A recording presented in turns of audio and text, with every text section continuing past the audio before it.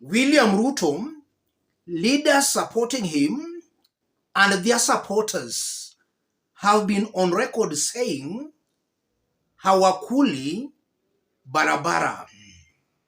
So the big question is, what has changed in 2023 that they are now demanding for barabara?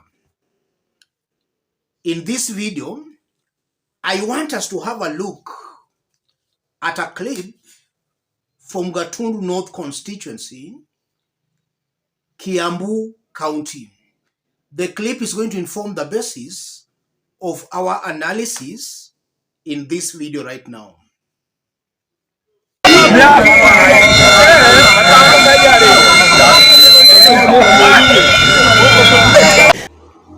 Those are Gatundu residents, and there are some issues they are raising which I want to highlight on for Kenyans to understand in clear terms the games being played here. If you are watching us but you have not yet subscribed, subscribe, give this video a like. Let's proceed. The first issue, they are saying hatutaki pesa, tunataka barabara.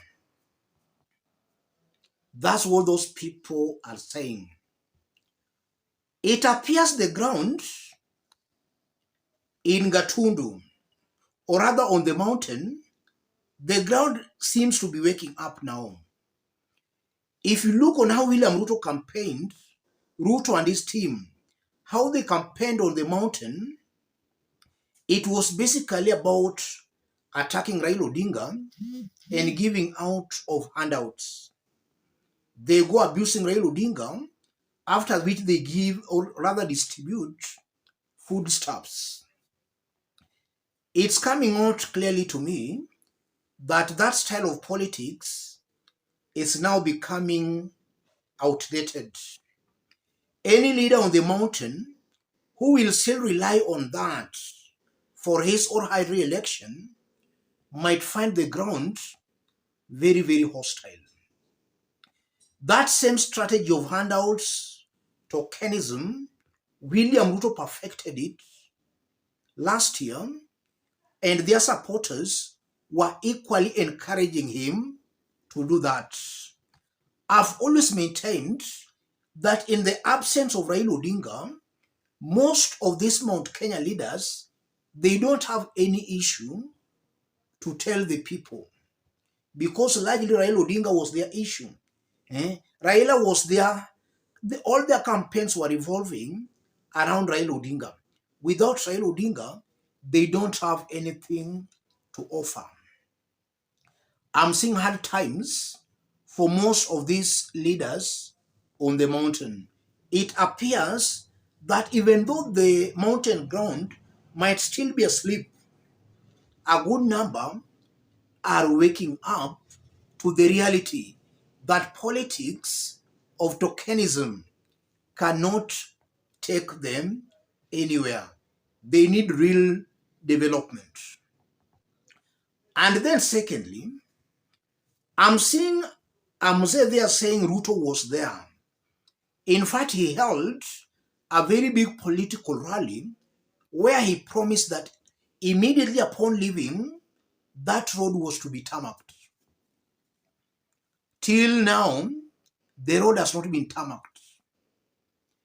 So it's also coming out clearly to me that the ground might also be waking up to the reality that Ruto has been lying to them, and Ruto lied to them in last year's election.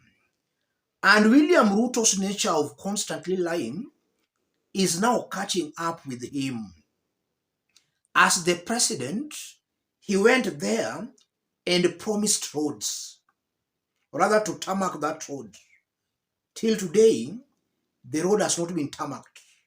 The ground itself is now actually calling out William Ruto for having promised, or rather for having given them a fake promise.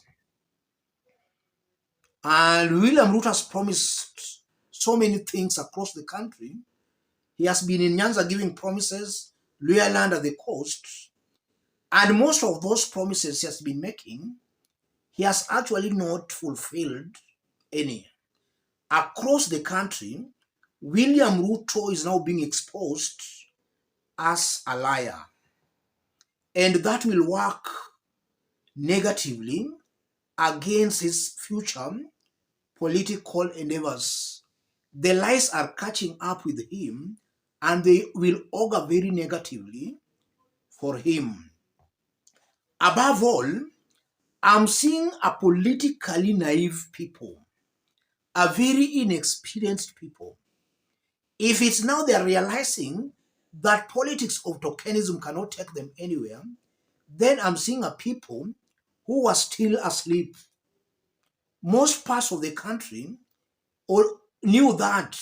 How comes they are waking up now after they have been lied to? So I'm seeing also a politically naive people, and that's why they voted for a leader who was clearly coming out as not a very honest leader.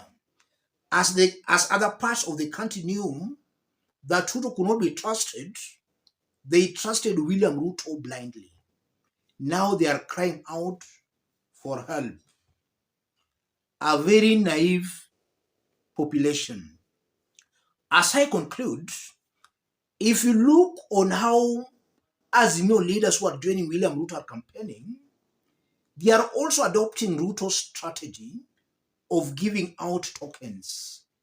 We have seen Tom Ojienda, Kisumu senator, giving out money in Kisumu.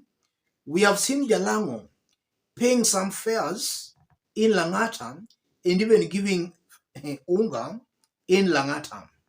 Recently, a survey was done in Nairobi. Jalango was ranked as the worst performing member of parliament in Nairobi.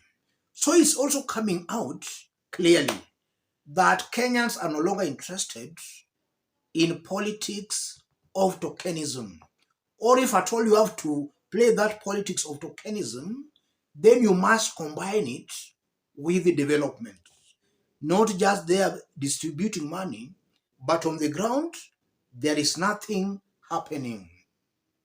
You must combine the two for the people to take you seriously.